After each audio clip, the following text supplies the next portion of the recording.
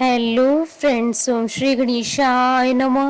ओम नमः शिवाय।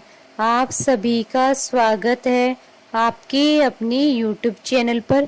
फ्रेंड्स, आज हम आपको इस वीडियो में बताने जा रहे हैं हरतालिका तीज व्रत के नियम, व्रत का पारण कैसे करें, हरतालिका तीज व्रत की संपूर्ण पूजा विधि, व्रत कथा, महत्व और हरतालिका तीज के शुभ मुहूर्त के बारे में। फ्रेंड्स, वीडियो शुरू करने से पहले आपसे रिक्वेस्ट है, अगर आप हमारे चैनल पर नए हैं और आपने अभी तक चैनल को सब्सक्राइब नहीं किया है तो प्लीज़ सब्सक्राइब कीजिएगा चैनल को, साथ ही प्रेस कीजिएगा बेल आइकन को, जिससे नए वीडियो से रिलेटेड नोटिफिकेशन आपको तुरंत प्राप्त हो सके। और वीडियो पसंद आने पर वीडियो को लाइक और शेयर जरूर कीजिएगा ताकि सभी भक्तों को इस वीडियो का लाभ प्राप्त हो सके। और कमेंट बॉक्स में ओम नमः शिवाय जरूर लिखिएगा। हरतालिका तीज व्रत हिंदू धर्म में मनाया जाने वाला एक प्रमुख व्रत है। भाद्रपद मास की शुक्ल पक्ष की तृतीय तिथि को हरतालिका तीज मनाई जाती है। मान्यता है कि भाद्रपद मास की शुक्ल पक्ष की तृतीया को हस्त नक्षत्र में भगवान शिव और माता पार्वती के पूजन का विशेष महत्व होता है। हरतालिका तीज व्रत कुंवारी और सौभाग्यवती स्त्रियां करती हैं। हरतालिका तीज व्रत निर्हार और निर्जला किया जाता है। मान्यता है कि इस व्रत को सबसे पहले माता पार्वती ने भगवान शंकर को पति के रूप में पाने के लिए किया था। हरतालिका तीज व्रत करने से महिलाओं को अखंड सौभाग्य की प्राप्ति होती है तथा कुंवारी कन्याओं को मनचाहे वर की प्राप्ति होती है। फ्रेंड्स, अब आइए जानते हैं हरतालिका तीज व्रत के नियमों के बारे में। हरतालिका तीज की पूजा गोधूली बेला में की जाती है। व्रत में हमेशा हाथ से बनाए हुए मिट्टी के शिव, पार्वती और गणेश जी की पूजा करनी चाहिए। यह व्रत निर्जला रखना होता है। पहले तीज के व्रत से जो नियम आपने उठाए हैं वही नियम अंत तक पालन करने होंगे।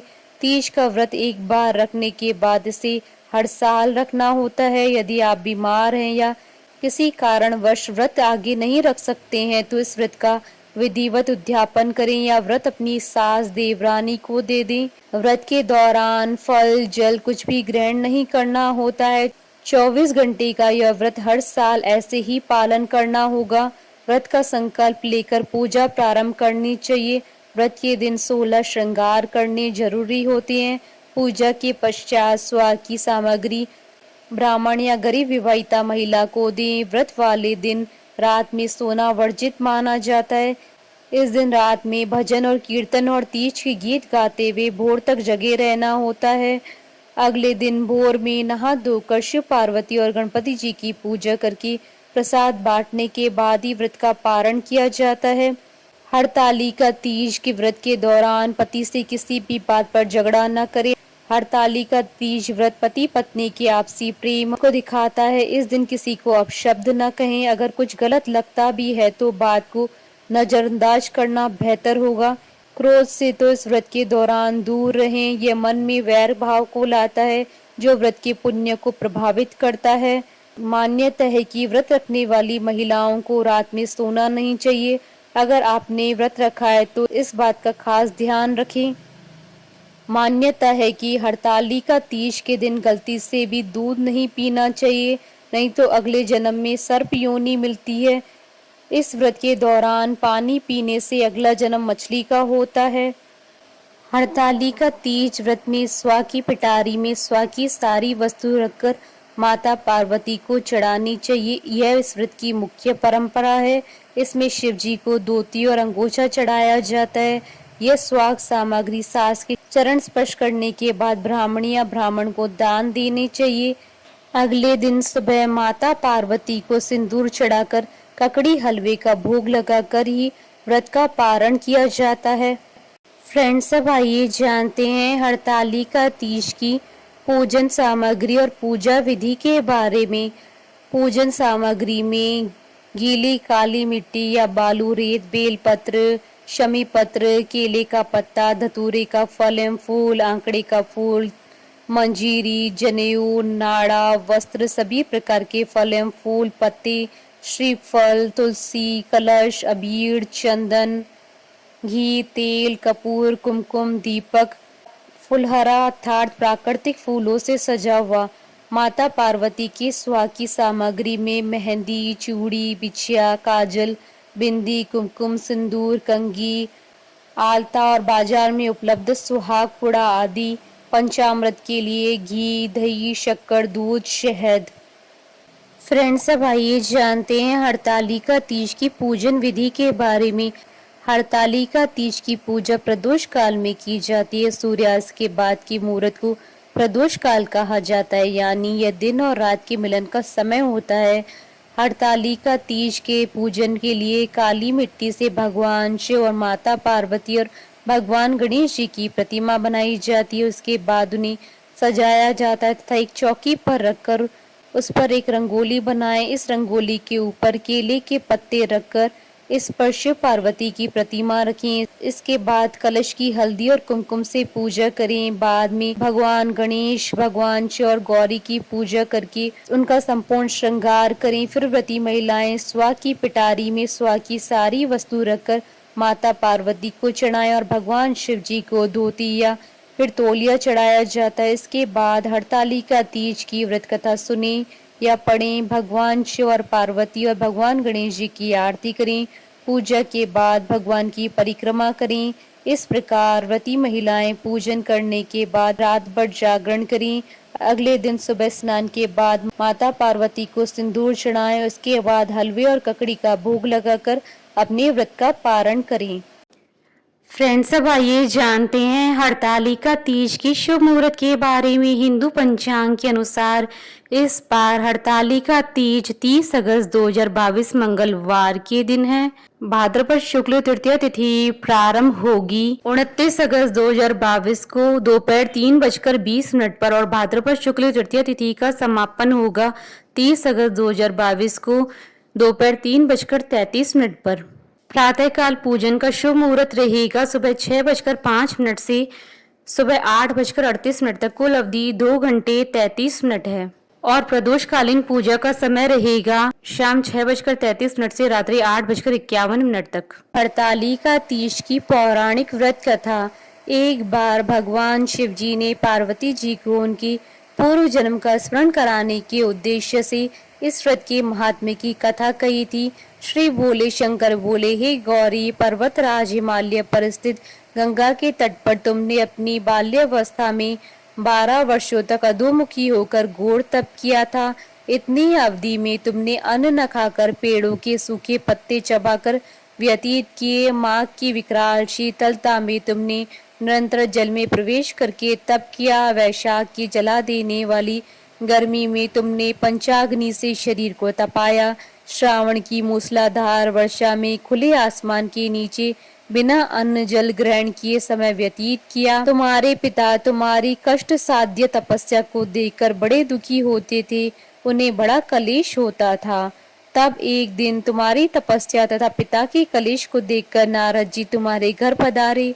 तुम्हारे पिता ने हृदय से अतिथि सत्कार करके उनके आने का कारण पूछा।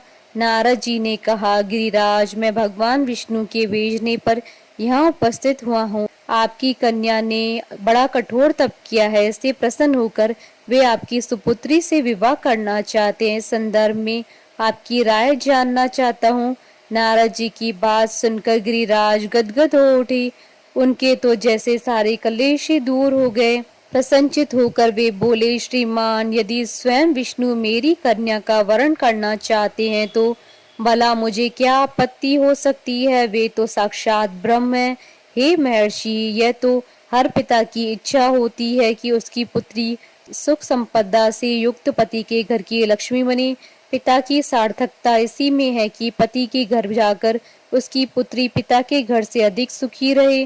तुम्हारे पिता की स्वीकृति पाकर नारद जी विष्णु जी के पास गए और उनसे तुम्हारे ब्याह के निश्चित होने का समाचार सुनाया। मगर इस विवाह के संबंध की बात जब तुम्हारे कान में पड़ी तो तुम्हारे दुख का ठिकाना ना रहा।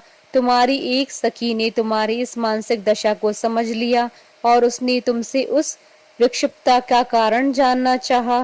तब तुमने बताया, मैंने सच्चे हृदय से भगवान शिव शंकर का वरण किया है, किंतु मेरे पिता ने मेरा विवाह विष्णु जी के साथ निश्चित कर दिया है। मैं विचित्र धर्म संकट में हूँ, अब क्या करूँ? प्राण छोड़ देने के अतिरिक्त अब कोई भी उपाय शेष नहीं बचा है। तुम्हारी सखी बड़ी ही समझदार और सूझबूझ वाली थी। उसने कहा, सखी, प्राण त्यागने का इसमें कारण ही क्या है? संकट के मौके पर धैर्य से काम लेना चाहिए। नारी के जीवन की सार्थकता इसी में है कि पति रूप में हृदय से जिसे एक बार स्वीकार कर लिया, जीवन पर्यंत उसे ही निर्वाह करे। सच्ची आस्था और एक निष्ठा के समक्ष तो ईश्वर को भी समर्पण करना पड़ता है। मैं तुम्हें घनघोर जंगल में ले चलती हूँ, जो साधना स्थली भी हो, और जहाँ तुम्हारे पिता तुम्हें खोज भी ना पाए, वहां तुम साधना में लीन हो जाना। मुझे विश्वास है कि ईश्वर अवश्य ही तुम्हारी सहायता करेंगी। तुमने ऐसा ही किया। तुम्हारे पिता तुम्हें घर न पाकर बड़े दुखी तथा चिंतित हुए। वे सोचने लगे कि तुम जाने कहाँ चली गई। मैं विष्णु जी से उसका विवाह करने का प्रण कर चुका हूँ। यदि भगवान विष्णु बारात लेकर आ गए और कन्या घर पर न हुई तो बड़ा अपमान होगा। मैं तो कहीं मुंह दिखाने के योग्य भी नहीं रहूंगा। यही सब सोचकर गिरिराज ने जोर शोर से तुम्हारी खोज शुरू करवा दी। इधर तुम्हारी खोज होती रही और उधर तुम अपनी सखी के साथ नदी के तट पर एक गुफा में मेरी आराधना में लीन थी। भाद्रपद शुक्ल तृतीया को हस्त नक्षत्र था। उस दिन तुमने रेत के शिवलिंग का निर्माण करके व्रत किया। रात भर मेरी स्तुति के गीत गाकर जागी। तुम्हारी इस कष्ट साध्य तपस्या के प्रभाव से मेरा आसन डोलने लगा, मेरी समाधि टूट गई। मैं तुरंत तुम्हारे समक्ष जा पहुंचा और तुम्हारी तपस्या से प्रसन्न होकर तुमसे वर मांगने के लिए कहा। तब अपनी तपस्या के फलस्वरूप मुझे अपने समक्ष पाकर तुमने कहा, मैं हृदय से आपको पति के रूप में वरण कर चुकी हूँ। यदि आप सचमुच मेरी तपस्या से प्रसन्न होकर आप यहाँ पधारे हैं तो मुझे अपनी अर्धांगिनी के रूप में स्वीकार कर लीजिए।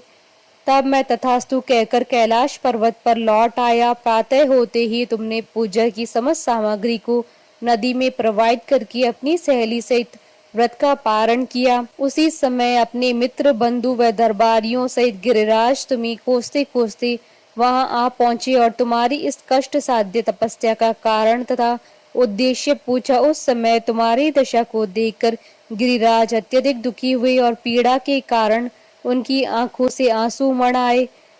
तुमने उनके आंसू पोंछते हुए विनम्र स्वर में कहा, पिताजी, मैंने अपने जीवन का अधिकांश समय कठोर तपस्या में बिताया है। मेरी इस तपस्या का उद्देश्य केवल यही था कि महादेव को पति के रूप में पाना चाहती थी। आज मैं अपनी तपस्या की कसौटी पर खरी उतर चुकी हूँ।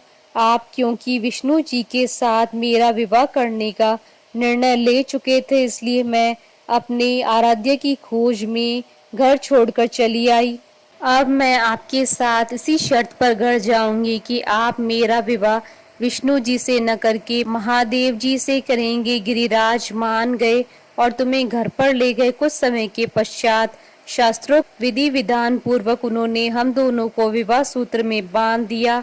हे पार्वती, भाद्रपद की शुक्ल तृतीया को तुमने मेरी आराधना करके जो व्रत किया था उसी के फलस्वरूप मेरा तुमसे विवाह हो सका। भगवान शिव ने आगे कहा, हे पार्वती, भाद्रपद की शुक्ल तृतीया को तुमने मेरी आराधना करके जो व्रत किया उसी की परिणाम स्वरूप हम दोनों का विवाह संभव हो सका। इस व्रत का महत्व यह है कि मैं इस व्रत को पूर्ण निष्ठा से करने वाली प्रत्येक स्त्री को मनोवांछित फल देता हूँ। भगवान शिव ने पार्वती जी से कहा, इस व्रत को जो भी स्त्री पूर्ण श्रद्धा से करेगी उसे तुम्हारी तरह अचल सुहाग प्राप्त होगा।